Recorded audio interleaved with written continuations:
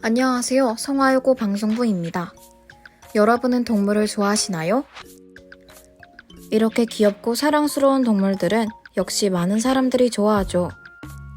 그런데 동물 친구들은 말을 하지 못해 아파도 아프다고 말하지 못하는데요. 이런 동물 친구들을 괴롭히는 사람들이 있습니다. 며칠 전 기르던 토끼를 밀폐 플라스틱 용기에 걷어 질식시킨 사건이 일어났는데요. A씨가 원래 기르던 토끼가 외로움을 느끼는 것 같아 새로운 토끼를 데려왔지만 원래 기르던 토끼가 새로운 토끼를 괴롭히며 시끄럽게 하자 새로운 토끼를 산소구멍 하나 없는 플라스틱 용기에 약 10시간가량 가둬뒀습니다.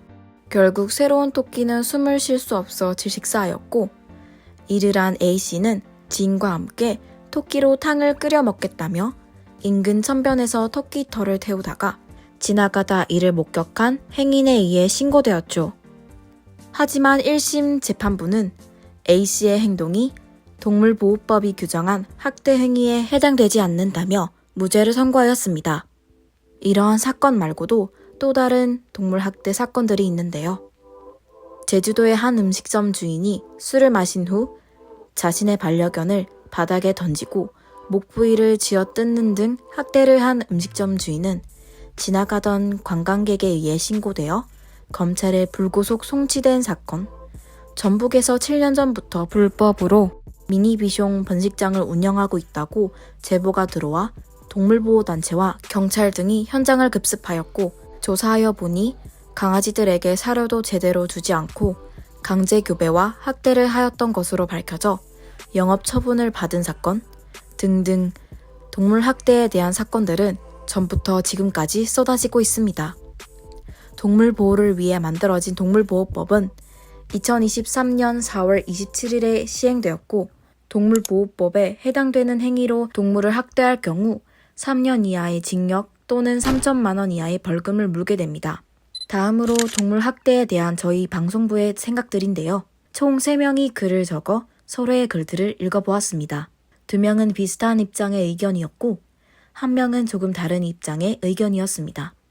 일단 2명의 의견부터 보여드리도록 하겠습니다. 동물학대 문제는 해결이 되지 않은 채 오래전부터 쭉 이어온 문제이기 우리가 더욱더 관심을 가지고 해결하기 위한 노력을 쏟아부어야 하는 문제이다.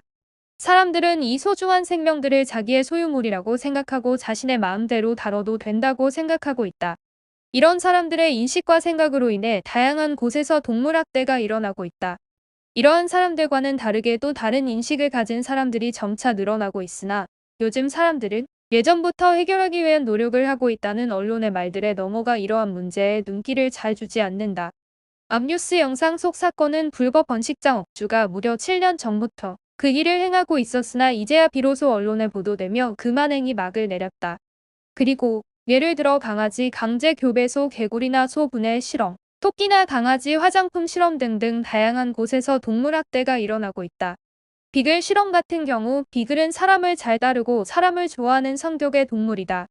그래서 사람들은 순한 비글들에게 실험을 시키곤 하는데 실험을 하고 나서 비글에게 관심을 주며 비글은 또 사람을 따르고 좋아하기 때문에 많은 비글들이 실험실 안에서 죽어나가고 있다.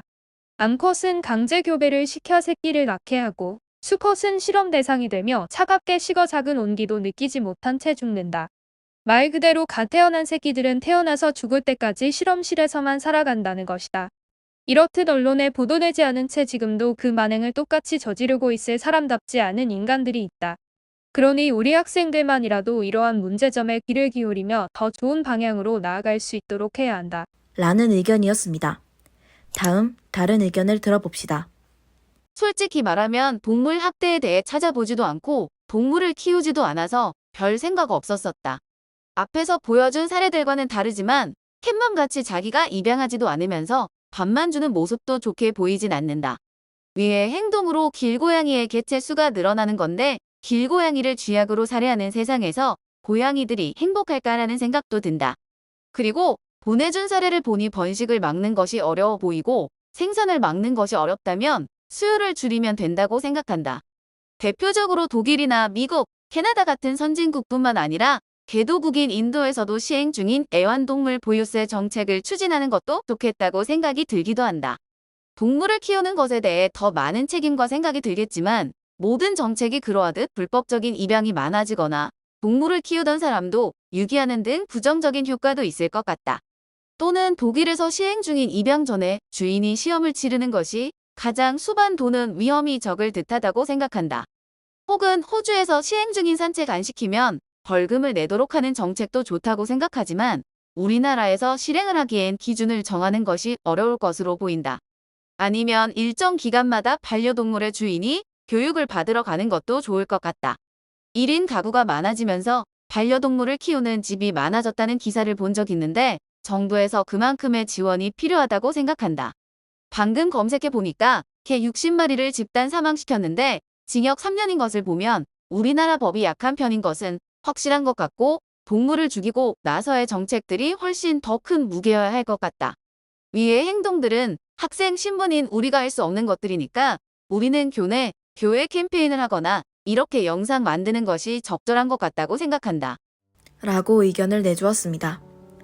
저는 동물학대가 일어나기 전엔 주위에 사는 동물들에게 관심을 가져야 하고 윤리적으로 동물학대를 한 것이 맞는 경우 동물보호법에서 벗어나더라도 처벌을 해야 하며 토끼 사례와 같이 동물보호법 규정에서 벗어나 무죄를 받는 경우 다음엔 그런 일이 일어나지 않도록 동물보호법을 다시 규정해야 한다는 생각이 듭니다. 동물학대가 만약 일어났을 때는 사람들이 당시 사건이 그대로 드러난 사진 또는 영상을 보고 거부감을 느껴 동물학대 관련 뉴스를 보지 않을 수도 있기 때문에 되도록이면 당시 사건의 사진이나 영상이 아닌 참고 자료들을 사용하였으면 하고 당시 사건의 사진 또는 영상을 사용하더라도 모자이크는 무조건 해야 한다고 생각합니다. 또 동물이 학대를 당하는 장면을 목격하였다면 동물이 한순간이라도 더 아프지 않도록 바로 신고를 할 수 있는 용기를 가져주셨으면 해요. 지금까지 성화여고 방송부였습니다. 다음에는 더 유익하고 흥미있는 주제로 영상을 만들 예정이니 많은 관심 부탁드릴게요. 감사합니다.